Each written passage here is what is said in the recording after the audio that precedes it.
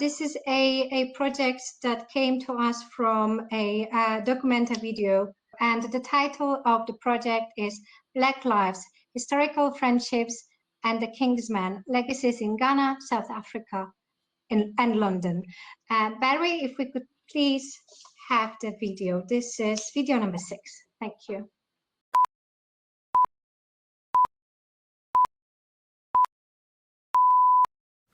Our stories shape our understanding of the world and each other.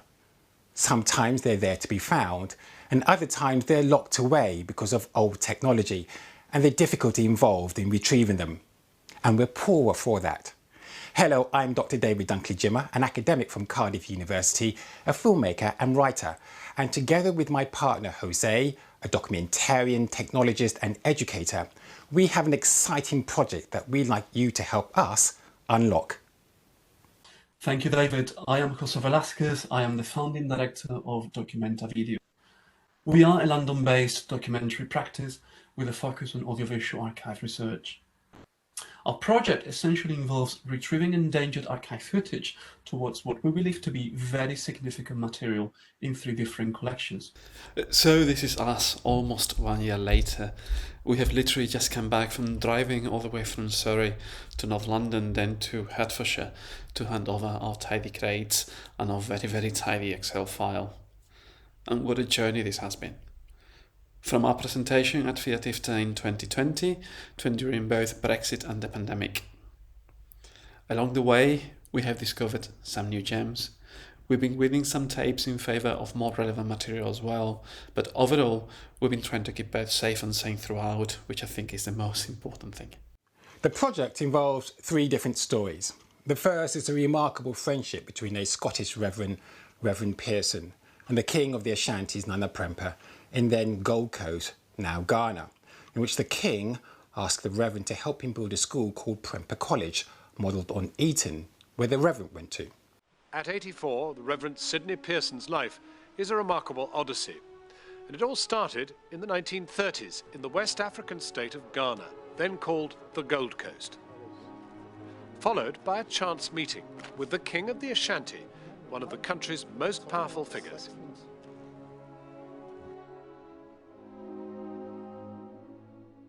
We were talking to the Ashanti about the school that we wanted to develop. And we, right from the word go, Eartha and I, were both looking forward very much to self-government. We felt that that was obviously the thing. And it had to come, it was bound to come, it was the right thing that it should come. And we wanted to have a little share somehow in doing it.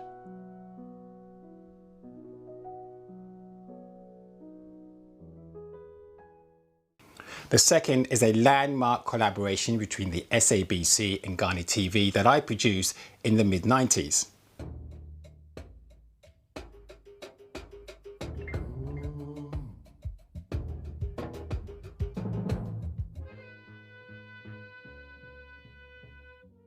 In our first program, we brought you a glimpse of Santon.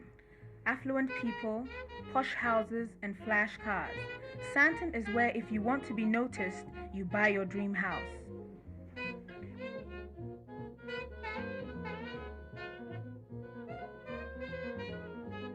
Across town is Hillborough, some 10 years ago.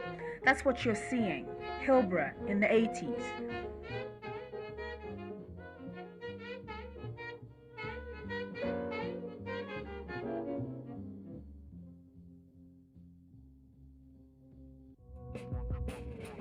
Today, Hillborough reflects a culture which is in stark contrast to the old. It's an area where most other African nationalities can be found. And the third, rare audio quarter-inch collection from presenting BBC Black London, in which it features interviews with the likes of Fela Kuti, Eartha Kitt and President Kenneth Kaunda. I've spent 30 years in the industry as a storyteller and have travelled widely. I've never felt so strongly about telling these untold stories at a time of COVID and Black lives, when shared understanding is the greater healer. And I believe that's what these stories do, to look forward It pays to look backwards, and that's the value of these archives. So with your help, we'd be really grateful if you could help us retrieve and produce these stories. Thank you. We are not only in the audiovisual business for more than 20 years, we are part of the audiovisual community, and communities help each other. Hello, my name is Elizabeth Aguilar Project, and I'm the project manager of this incredible project at Memnon. Even though all the projects in the Save Your Archive pitching session were truly captivating, we decided to choose Dr. David and José's Black Lives Project because of the high impact at a social, cultural, and historical level.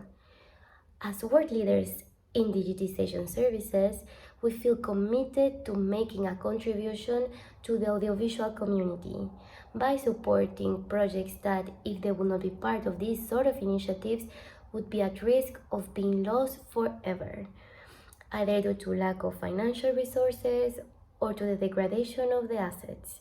One of Memnon's missions, besides safeguarding archives at risk, is to protect the history in the archive world. And what better example than this particular project that, although it gained strength in the past year with the Black Lives Matter movement, it is not new in our society. It has been documented for years, so we needed to ensure it would be preserved for future generations, which also goes hand in hand with our engagement with society. We have supported projects in Madagascar and the Nelson Mandela Project in South Africa. As this year, FIAT is hosted by an African country, we were also looking forward supporting an archive with African footage. So when we heard that Dr. David's collection includes content from Ghana and South Africa, which is recorded in D1, Betacam, and OpenReel, we were convinced that it was a perfect project for us, and we were going to bring our expertise to the project. Since the collection is physically in the UK, we thought the best solution was to carry out the project in the UK by our sister company, LMH, as you could see previously in the video, which specializes in digitization and content services. We have a very close working relationship, which makes digitization projects like this very easy for clients in the UK, as they can be processed at the LMH state-of-the-art facilities.